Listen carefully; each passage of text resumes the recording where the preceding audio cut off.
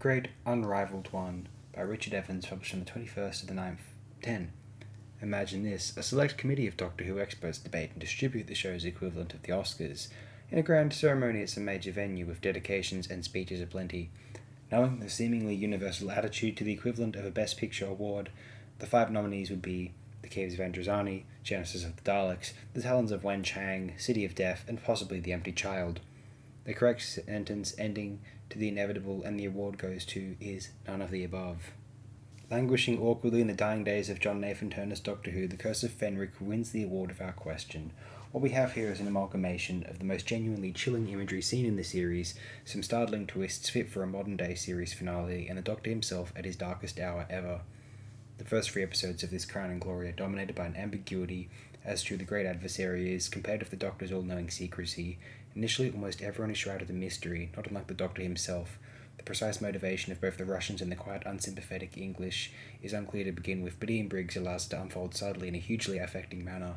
There's Dr. Judson, an angry man at loggerheads with his allies and mission, Miss Hardecker, a highly stereotypical foster parent who only serves to antagonize 2 rebellious evacuees, with good reason it turns out.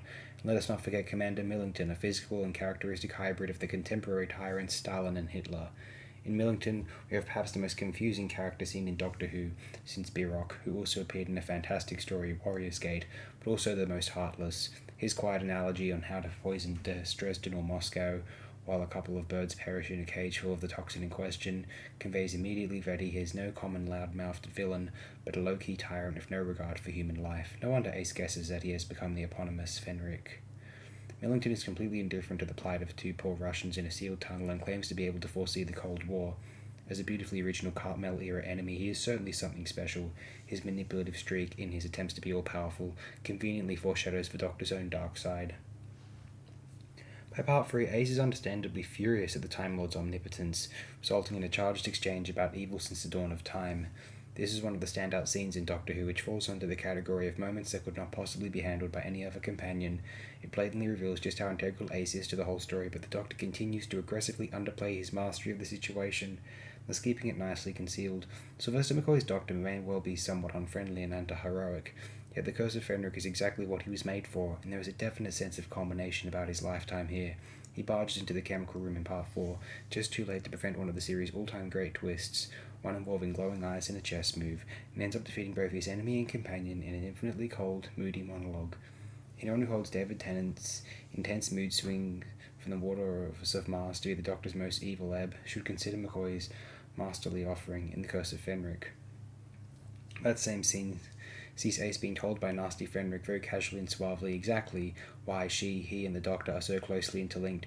I don't know about anyone else, but I was suitably overwhelmed by this revelation. That is the hallmark of superb Doctor Who. It is appropriate that she feels and appears to be much more complete in the story's final shots. Those were the shocks, so what about the scares it on offer?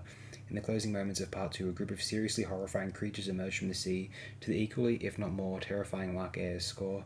As it happens, the music recurs throughout the story to enhance perfectly the presence of the vampires, actually I mean Haemovores, and provide proper chills. Philip Hinchcliffe could certainly have done with some of this. Equally, a number of scenes involving the Haemovores howling hideously are punctuated by a similar few bars.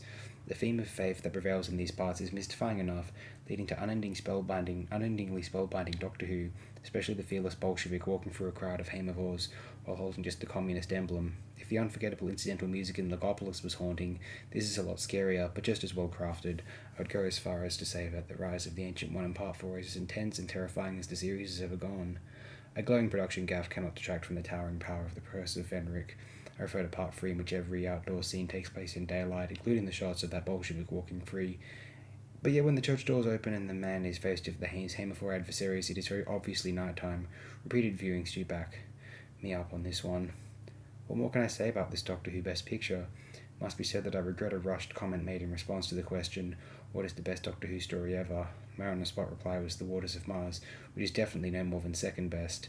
Even without the best ever Doctor or the most likeable companions, Sylvester McCoy and Sophie Aldred are 2 of many proofs positive that The Curse of Fenric is as good as it gets.